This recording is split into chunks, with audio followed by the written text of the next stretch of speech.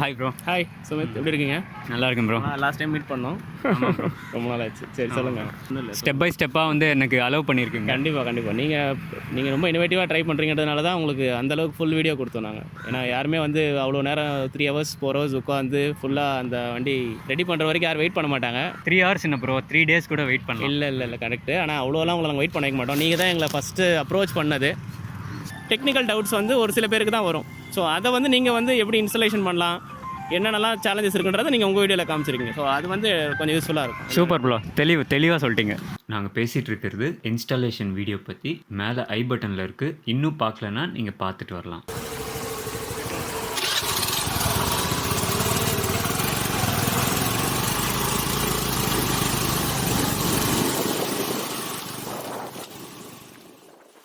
புதுசாக ஒரு branded electric vehicle வாங்கணுன்னா கண்டிப்பாக 1 lakhக்கு மேலே வருது.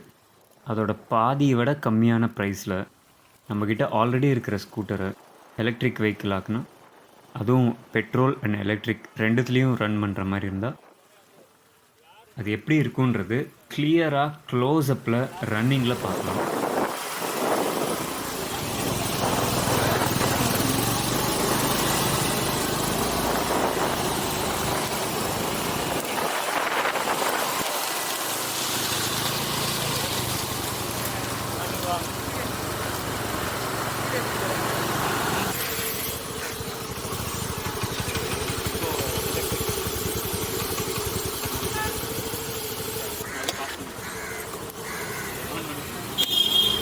இப்போ வந்து எலக்ட்ரிக்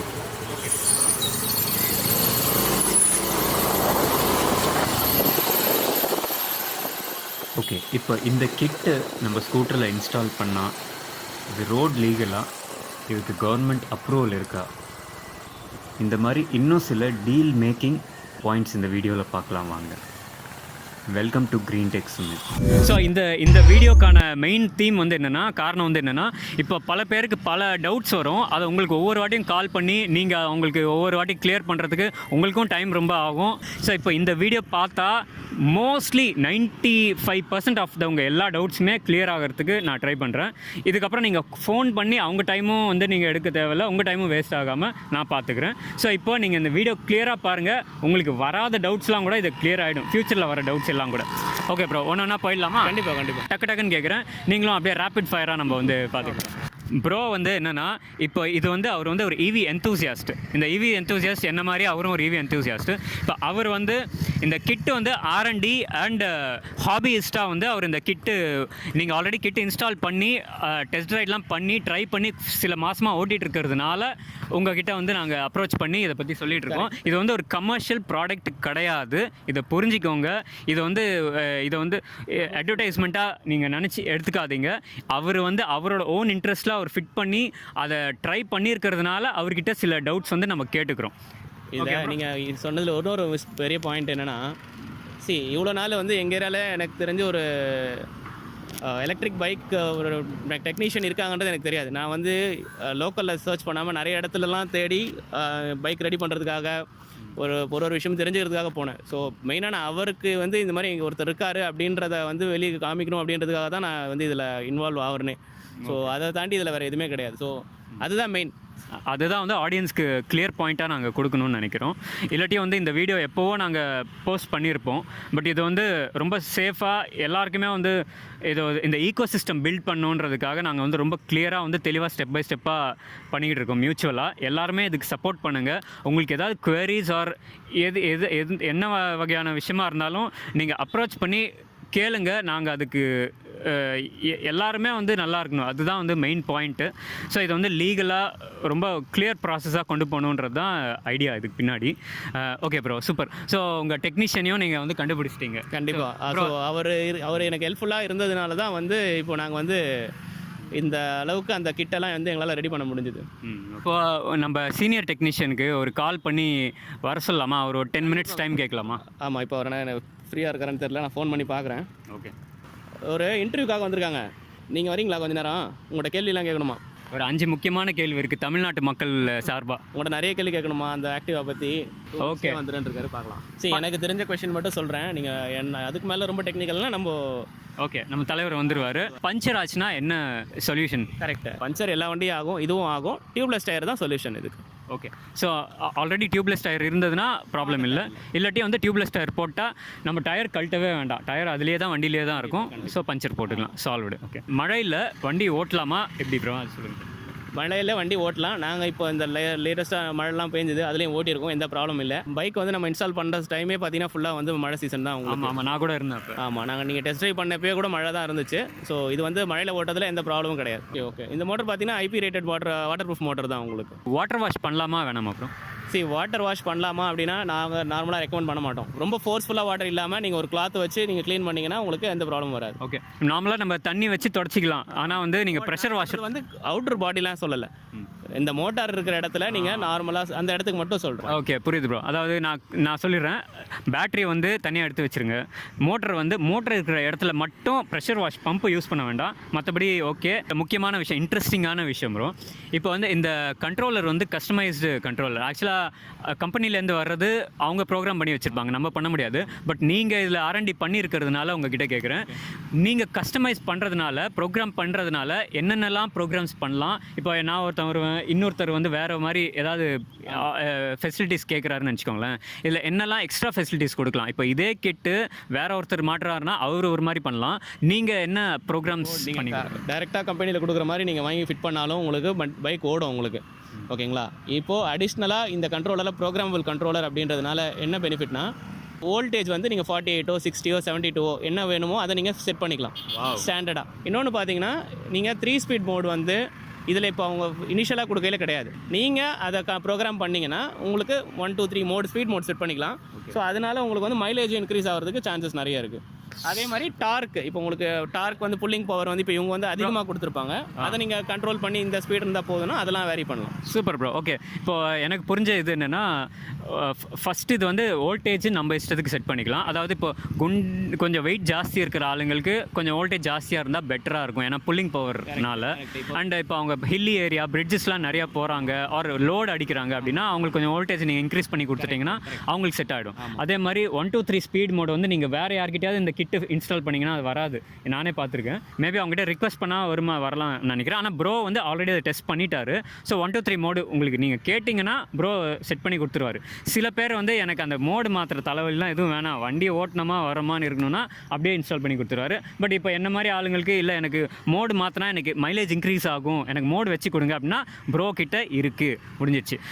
ப்ரோ மூணாவது வந்து டார்க்கு என்ன ப்ரோ, அது அதனால் என்ன யூஸ், என்ன அட்ஜஸ்ட்மெண்ட் பெனிஃபிட்? அதாவது ஆர்பிஎம் எல்லாமே வேரி ஆகும் உங்களுக்கு.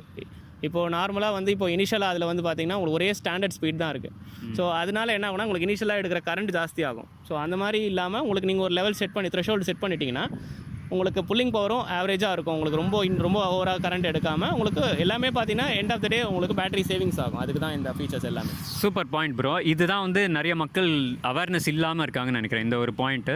இப்போ இந்த கிட்டு வந்து நீங்கள் நார்மலாக இன்ஸ்டாலேஷன் பண்ணுற டெக்னீஷியன்ஸ் வந்து என்னென்னா, கிட்ட ஆசிட்டிஸ் மாட்டினாங்கன்னா வந்து உங்களுக்கு டார்க் டிஃப்ரென்ஸ் வந்து அவ்வளோ நிறைய பேர் அட்ஜஸ்ட் பண்ணுவாங்களான்னு தெரியல.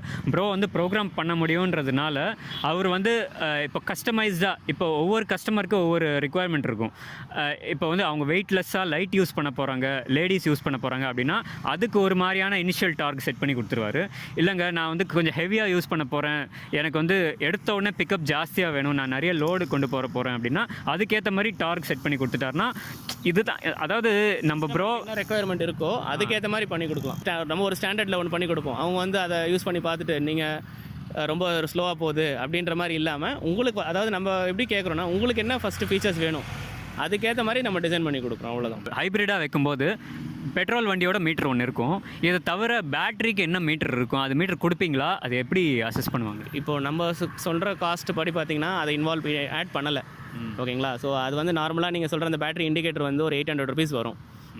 இப்போ அதில் வந்து எவ்வளோ வோல்டேஜ் இருக்குது அப்படின்றது நம்ம பியூர் எலக்ட்ரிக்காக இருந்துச்சுன்னா நமக்கு வந்து அது கண்டிப்பாக தேவை. ஏன்னா இப்போ நம்ம அதை பார்த்து ஓட்ட போகிறோம். ஓகேங்களா? வண்டி நின்றுமோ எவ்வளோ இருக்குன்னு. இங்கே வந்து அந்த கேஸே கிடையாது. உங்களுக்கு வந்து ஃபுல் எலக்ட்ரிக் ப்ளஸ் ஹைப்ரிட். இல்லை எனக்கு அந்த மாதிரி மீட்டர் இருந்தால் யூஸ்ஃபுல்லாக இருக்கும், ஸோ பர்சன்டேஜ் பார்த்து நான் சார்ஜ் போட்டுக்குவேன் அப்படின்ற மாதிரி வேணும் அப்படின்னா அதை வந்து அடிஷ்னலாக ஆட் பண்ணிக்கலாம். ஸோ அது வந்து எக்ஸ்ட்ரா ஒரு ஒரு ப்ராடக்ட் தான் தவிர அது வந்து பண்ண முடியாது அப்படின்னு இல்லை. ப்ரோ பேட்டரி டைப் சொல்லிடுங்க ப்ரோ, என்ன கெமிஸ்ட்ரி? இது வந்து நம்ம லித்தியம் ஃபெரோபாஸ்பேட் தான் அதில் இது நான் ஆல்ரெடி சொன்ன மாதிரி தான் இந்த கிட் எல்லாமே வந்து நம்ம பர்ச்சேஸ் பண்ணி தான் வாங்குறோம் சரிங்களா. ஸோ அவங்க கிட்ட இருந்து அந்த கிட்டு பேட்டரி எல்லாமே அவங்க கூட இருக்க பேட்டரி வந்து லித்தியம் ஃபெரோபாஸ்பேட் பேட்டரி. ஸோ இப்போ நம்ம ரெகுலராக யூஸ் பண்ணுறது 60 வோல்ட் 24 H தான் போடுறோம். இப்போ இது வந்து எத்தனை சைக்கிள்ஸ் வரும் ப்ரோ? இது நார்மலாக 2000 சைக்கிள்ஸ் வரணும். 2000 சைக்கிள்ஸ் அவங்க சொல்கிறத விட்டுருங்க. 1000 சைக்கிள்ஸ்க்கு ஒரு கிலோமீட்டர், ஒரு சைக்கிளுக்கு 40 கிலோமீட்டர்ஸ் போனீங்கன்னா கூட உங்களுக்கு 40,000 கிலோமீட்டர்ஸ் வந்துடும். ஓகே. ஸோ அப்படியே நீங்கள் அந்த பேட்டரி ஃபால்ட் அப்படின்னா கூட இதில் வந்து பெரிய சேலஞ்சஸ்லாம் எதுவுமே கிடையாது. ஏன்னா நம்மக்கிட்ட டெக்னீஷியன்ஸ் இருக்காங்க, அவங்க வந்து அதில் என்ன செல்ஸ் வீக் ஆகுதோ அந்த செல்ஸை மாற்றி கொடுத்துருவாங்க. ஸோ அப்போ வந்து 40,000 கிலோமீட்டர் அவர் உங்களுக்கு கையில் கொடுத்துட்றாரு பேட்டரியோட. ரெண்டாவது பாயிண்ட்டு, இது வந்து ஃபாஸ்ஃபேட்னால நிறைய ஆதரிக்கிறேன். ஏன்னா இது லித்தியம் அயான்னா வந்து நான் கொஞ்சம் எனக்கு அவ்வளோ இது கிடையாது, இன்ட்ரெஸ்ட் இல்லை. ஃபாஸ்ஃபேட்ன்றதுனால ஏதாவது ஆக்சிடென்ட் ஆச்சுன்னா கூட கம்பஸ்ட் தான் ஆகுமே தவிர பர்ஸ்ட் ஆகாது.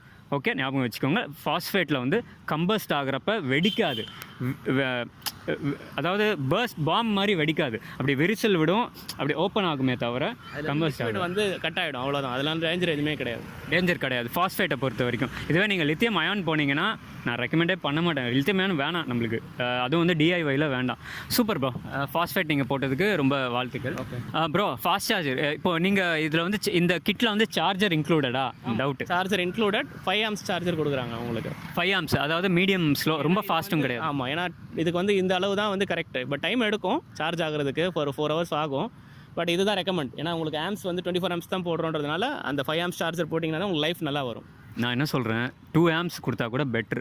நீங்கள் 2 amps கொடுத்தீங்கன்னா உங்களுக்கு 5 years தாராளமாக வரும். நீங்கள் ஆம்ஸ் ஜாஸ்தி ஆக ஆக நம்மளுக்கு ரெப்புடேஷன் வீக் ஆகும். ஆனால் என்ன ஒன்று 2 amps ரொம்ப ஸ்லோ ஆகும். ஏன்னா உங்களுக்கு ஒரு 1500 watts ஃபில் ஆகணும் அப்படின்னா உங்களுக்கு 10 hours கிட்ட ஆகிடும். அதான் நீங்கள் பர்ஃபெக்ட் ஸ்வீட் ஸ்பாட்டு. 5 amps பக்கா எனக்கு ரெக்கமெண்டட். உங்களுக்கு எதுவும் ப்ராப்ளம் வராது. சூப்பர். ஓகே ப்ரோ, இதில் வந்து இன்கேஸ் வந்து என்ன மாதிரி சில கஸ்டமர்ஸ் வந்து ஃபாஸ்ட் சார்ஜிங், என்கிட்ட ஆல்ரெடி இருக்குது சார்ஜரு, வேரியபிள் சார்ஜர் இருக்குது. நான் இல்லை, அது வந்து ஃபாஸ்ட் சார்ஜிங் கேப்பபிலிட்டி இருக்கா அந்த பேட்டரியில்? இல்லை. ஓகே. ஸோ ஃபாஸ்ட் சார்ஜிங் கிடையாது, வேண்டாம். அதுதான் வந்து ப்ரோ சொல்கிறேன். உங்களுக்கு பேட்டரிக்கு நீங்கள் வாரண்டி எக்ஸ்பெக்ட் பண்ணுறீங்க அப்படின்னா வேறு எதுவுமே ட்ரை பண்ணாதீங்க. ஓகே. ஸோ நீங்கள் கொடுத்த கிட்டு தான் யூஸ் பண்ணி ஆகணும். அதுதான் உங்களுக்கு, அதாவது உங்களுக்கு வாரண்டி நீங்கள் எக்ஸ்பெக்ட் பண்ணுற எல்லா பர்ஃபார்மன்ஸும் வரணும்னா அதுதான் பெஸ்ட். ஓகே. ஆமாம், நம்ம மாற்றி யூஸ் பண்ணிவிட்டு திருப்பி வாரண்டி கிளைம் பண்ண முடியாது. கண்டிப்பாக, அதுதான் சொல்கிறோம். ப்ரோ இப்போ இது அப்ரூவல் பற்றி சொல்லுங்கள் ப்ரோ. நம்ம வாங்குற இதில் வந்து அவங்க வந்து இது அப்ரூவ்ட் கிட்ட தான் சொல்கிறாங்க. இது இன்கேஸ் யார் அப்ரூவ்ட் கிட்டாக இருந்தால் கூட அகைன் திரும்ப ஒரு கொஸ்டின் வரும், இது ஆர்டிஓ அப்ரூவ்ட் கிட்டா அப்படின்னு வருவாங்க. இது வந்து அவங்க இதில் வந்து நம்ம என்ஜின்லேயோ எதுலேயுமே எந்த மாடிஃபிகேஷனும் பண்ணல. ஸோ அதர் ஸ்டேட்ஸில் எல்லா இடத்துலையுமே வந்து இப்போ இது காமனாக யூஸ் பண்ணிட்டு தான் இருக்குது. இது வரைக்கும் எந்த ப்ராப்ளம் ஃபேஸ் பண்ணலை. ஸோ இல்லை எங்களுக்கு அவ்வளோ சேலஞ்சஸ் எதுவும் வேண்டாம்னா அது கஸ்டமரோட ரிஸ்க் தான். எனக்கு வேண்டாம் அப்படின்னு நீங்கள் டிசைட் பண்ணிங்கன்னா ஒன்றுமே இல்லை, அப்படியே அதை கழட்டி உரமாக வச்சிடலாம். எப்போவுமே வந்து எவ்வளோ அதிகமாக யூஸ் ஆகுதோ அப்போ தான் வந்து கவர்மெண்ட் வந்து இதை பற்றி ஃபோக்கஸ் பண்ணுவாங்க. ப்ராசஸிங் ஆனால் கண்டிப்பாக வந்து க்ரீன் பிளேட் நம்பர் மாத்திர அளவுக்கு வரும் ஃபியூச்சரில். அப்போ வந்து நம்ம இதை ப்ராடக்டாகவே பண்ணலாம், நல்லா இதாகவே பண்ணலாம். அப்புறம் இதுக்கு சர்வீஸ் ஏதாவது இருக்குமா? ஸோ ஃபால்ட் அப்படின்னா கூட நீங்கள் பேட்டரி எடுத்துகிட்டு சர்வீஸ் பண்ணிக்கலாம். இதில் இன்னொரு மெயினான விஷயம் என்ன, உங்களுக்கு எலக்ட்ரிக் பெட்ரோல் இருக்குது அப்படின்றதுனால வண்டி நிற்க போகிறது இல்லை. ஸோ பேட்டரியில் உங்களுக்கு ஃபால்ட் அப்படின்னா நீங்கள் மோட்டரை கழட்டி தனியாக கொடுத்து பேட்டரி கொடுத்துட்டீங்கன்னா சர்வீஸ் பண்ணி முடிச்சதுக்கப்புறம் மாட்ட போகிறாங்க. ஸோ உங்களுக்கு டிஸ்டர்பன்ஸ் இருக்க போகிறது இல்லை. நீங்கள் பியூர் எலக்ட்ரிக் போனீங்கன்னா வண்டி நின்னது தான், ரெடி ஆகிற வரைக்கும் நீங்கள் வேறு வண்டியை தான் பார்க்கணும். இதில் அப்படி கிடையாது. பெட்ரோலில் ஃபால்ட்னாலும் நீங்கள் பயப்பட தேவையில்ல, பேட்டரி யூஸ் பண்ணிகிட்டே இருக்கலாம். பேட்டரியில் ப்ராப்ளம்னாலும் பெட்ரோலில் யூஸ் பண்ணிக்கலாம். ஸோ உங்களுக்கு உங்களோட ரெகுலர் ரொட்டீனில் எந்த பிரச்சனையும் வராது. ஆர்என்டி நிறைய பண்ணியிருப்பீங்களா? வேறு என்ன ஆப்ஷன்ஸ் கொடுத்துருக்கீங்க? எனக்கு வந்து நான் திங்க் பண்ணி பார்த்தப்போ இதில் வந்து ஒரு மொபைல் சார்ஜிங் ஆல்ரெடி எல்லா பைக்லேயும் இப்போ லேட்டஸ்ட்டாக வரதுல மொபைல் சார்ஜிங் இருக்குது. ஸோ அதுவும் இதில் நம்ம இன்க்ளூட் பண்ணிக்கலாம் வேணும்னு ஆப்ஷனலாக. சூப்பர். மெயினாக இதை யோசிச்சது பார்த்தீங்கன்னா இந்த ஆக்டிவா, இந்த பைக் இதெல்லாமே பார்த்தீங்கன்னா நிறைய பேர் வந்து இப்போது அவுட் சைடில் ரோட் சைடில் இப்போது சின்ன ஷாப்லாம் வச்சுருக்காங்க, பார்த்துருப்பீங்க நீங்களே. அதாவது இப்போது ஆமாம் ப்ரோ, நான் பார்த்துருக்கேன். இவ்வளோ பெரிய லாரிட்ட பேட்டரி மாதிரி ஒன்று வச்சுருப்பாங்க. ரோட் அந்த மாதிரி சைட்லலாம் பார்த்தீங்கன்னா அவங்க என்ன பண்ணுறாங்க, ஒரு பெரிய பேட்டரியை வச்சு அதுக்கு ஒரு எல்இடி பல்ப் போட்டு யூஸ் பண்ணுறாங்க. இந்த பைக்கில் நம்ம 12 volt டைரக்ட் இருக்குது. ஸோ அந்த 12 volt இன்புட்டை எடுத்து நீங்கள் எல்லா எல்இடி யூஸ் பண்ணிக்கலாம். நீங்கள் திரும்ப அதுக்குன்னு தனியாக ஒரு பேட்டரி வாங்க தேவையில்லை. ஸோ எதுவுமே பண்ண தேவையில்லை. நீங்கள் மெக்கானிக்கே வந்துட்டாரு, நீங்கள் வேறு கொஸ்டின் கேட்குறதா இருந்தால் அவர்கிட்ட கேளுங்க. நான் ஒரு ஓகே 10 minutes நான் பிரேக் போயிட்டு வந்துடுறேன். ஆமாம் சார், ரொம்ப நன்றி சார், உங்கள் பிஸி ஸ்கெடியூலில் எங்களுக்காக டைம் ஒதுக்குனாங்க. இப்போ கன்வெர்ட் பண்ண வண்டியில் பெட்ரோலில் வந்து ஸ்பீடோமீட்டர் ஓடும், ஐடென்டிஃபிகேஷன்ஸ்லாம் வரும் மீட்டரில், ஃபியூல் இண்டிகேட்டர் எல்லாம் இருக்கும். அது எல்லாமே வந்து அப்படியே அசட்டிஸ் ஒர்க் ஆகும், எதுவுமே டிஸ்டர்ப் பண்ண மாட்டோம். ஒன்லி எலக்ட்ரிக்கில் வண்டி ஓட்டணும்னு வச்சுக்கோங்களேன், ஸ்பீடு இண்டிகேட் பண்ணுமா? அது வீல் ஓகே, வீலில் இருக்கிறதுனால அதுக்கு இண்டிகேட் பண்ணும். ஓகே, பேட்டரி ஓட்டுறீங்க ஸ்பீடோமீட்டர் ஓட்டுங்க. ஓகே. கஸ்டமருக்கு வந்து பியூர் எலக்ட்ரிக்கில் ஓட்டினாலும் சரி பெட்ரோலில் ஓட்டினாலும் சரி ரெண்டுத்துலேயுமே இண்டிகேட்டர், ஹெட்லைட்டு, ஹார்னு எல்லாமே அசட்டிஸ் ஒர்க் ஆகும். டிசி அதான் ரெண்டுமே ஒர்க் ஆகும். ஒர்க் ஆகும், எல்லாமே ஒர்க் ஆகும். ஓகே, அது உள்ளே என்ன நடக்குதுன்றது நம்மளுக்கு தேவையில்லை, அது நீங்கள் என்னமோ பண்ணுறீங்க. ஆஃப் பண்ணிட்டு கூட நம்ம ஹெட்லைட்டு நம்ம இருட்டில் ஹெட்லைட் மாத்திரம் போட்டுன்னு நிற்கலாம். இது ஒரு பெனிஃபிட். ஓகே, இந்த ஆராய்ச்சி எப்போ தொடங்குனீங்க, இந்த எலக்ட்ரிக் வெஹிக்கிள் ஆராய்ச்சி?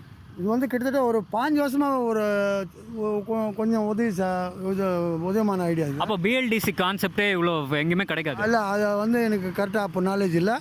ஆனால் ஃபேன் எடுத்து அந்த காயில் வச்சு நான் என்னென்னமோ ட்ரை பண்ணி ஃபெயில் ஆகிட்டேன். அடுத்தது கொஞ்சம் கொஞ்சமாக நானே சொந்தமாக வந்து கண்ணம் பண்ண மோட்டாரு, பிஎல்டிசி மோட்டாரு ஒவ்வொன்றா உடச்சி டெவலப் பண்ணி அதோட சிஸ்டம் எல்லாம் புரிஞ்சுக்கின்னு டெவலப் பண்ணி வச்சு. ஸோ இப்போது ஆக்சுவலாக வந்து இவ்வளோ ஆர்வமாக வந்து இவ்வளோ இது பண்ணி நீங்கள் வந்து உங்களை கண்டுபிடிச்ச என் ஃப்ரெண்டு சையத் ப்ரோக்கு நான் நன்றி தெரிவிச்சுக்கிறேன். டெக்னிக்கலாக வந்து இது பிடிக்கும் அது பிடிக்கிறதுன்றத விட ஆழமான எண்ணம் எனக்கு முதல்ல வந்து நான் என்னோட நாட்டோட பொருளாதாரம், இந்த பெட்ரோலால் நம்ம மணி வந்து ரொம்ப வீக் ஆகுது. நான் வந்து பொல்யூஷன் பெர்ஸ்பெக்டிவில் தான் யோசிச்சிருக்கேன். பொல்யூஷன் பயங்கரம், அது ஒரு பக்கம். ஆனால் எக்கனாமிக்கல் அதுக்கு மேலே எக்கனாமிக்கல் தான் நம்ம ரொம்ப மெயினான பாயிண்ட்டு. ஓ, இதை பற்றி நிறைய பேருக்கு வந்து அவேர்னஸ் இல்லை, எனக்கும் அவேர்னஸ் இல்லை. நீங்கள் எப்படி இதை யோசிச்சிங்க? நாட்டோட பொருளாதாரத்தை நிலைநாட்டுறது நம்ம கடமை. வீணாக பெட்ரோல் வாங்குகிறோம், வீணாக வந்து வெளிநாட்டு டெக்னாலஜியை யூஸ் பண்ணி அவனுக்கு காசு அனுப்புகிறோம். பிராணம் வந்து 8 லட்சம் கோடி பெட்ரோலுக்கு வந்து நம்ம மணி வெளியே போகுது. அதாவது எவ்ரி இயர் 8 லட்சம் கோடி இந்தியாவிலேருந்து. கோடி ஒரு இது சென்ட்ரல் கவர்மெண்ட்டோட ஒரு சென்சஸ். இதை வந்து எனக்கு அப்படியே தூக்கி வாரி போட்டுச்சு. என்ன பண்ணுறோம் நம்ம?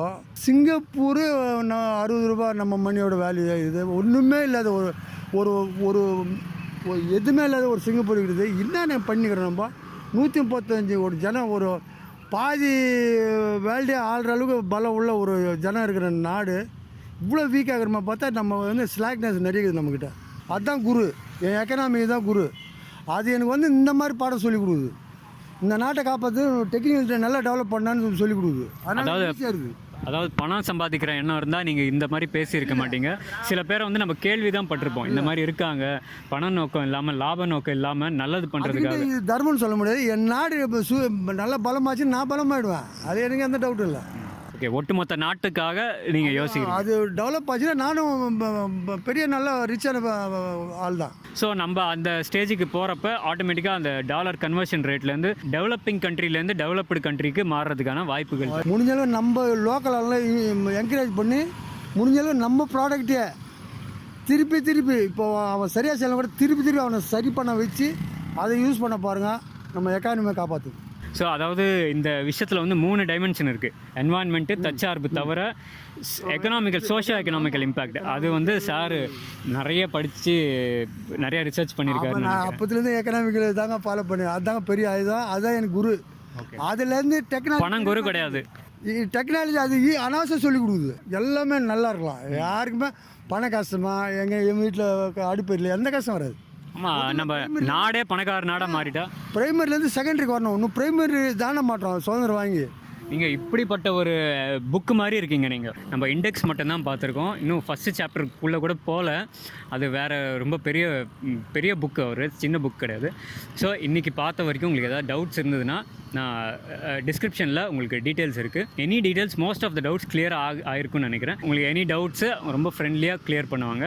இதை வந்து ஒரு பாசிட்டிவாக எடுத்து எந்த ஒரு நெகட்டிவ் திங்கிங்கும் இல்லாமல் இதை வந்து நம்ம உங்களுக்காகவும் சேர்த்து எல்லாருமே யோசிக்கிறாங்கன்றதை நீங்கள் மைண்டில் வச்சுக்கோங்க. பெட்டர் நேஷனாக டெவலப் ஆகணுன்ற எண்ணம் வந்து இருக்குது. பாசிட்டிவாக கொண்டு போங்க. ஏதாவது டவுட்ஸ்னால் கால் பண்ணுங்கள். அடுத்த பதிவில் சந்திக்கலாம். உங்கள் கிரீன் டெக் நண்பன். ஒருத்தர் கூட வந்து இந்த ஒரு நம்ம மணியை வந்து இப்படி வீணடிக்கிறோம்ன்ற எண்ணம் நம்ம இந்தியன்ஸுக்கிட்ட யார்கிட்டையுமே இல்லை சார். ஈவன் பிரதமர் எதை வச்சு சொல்கிறேன்னா, இப்போ பெட்ரோல் ரேட்டு ஏற்றுற, ஆனால் ஏற்றுறதுனால ஒரு ப்ராப்ளம் இல்லை. என் பாக்கெட்டில் இருக்க காசு கவர்மெண்ட்டுக்கு பாக்கெட்டு போகுது, தப்பு கிடையாது. ஆனால் இறக்குமதி பண்ணுற பெட்ரோல் கொஞ்சம் கொஞ்சமாக குறைச்சி ஜனங்களுக்கு பெட்ரோல் வாங்குறது டைட் பண்ணுற வேலை ஏன் பண்ண மாட்டேன்னா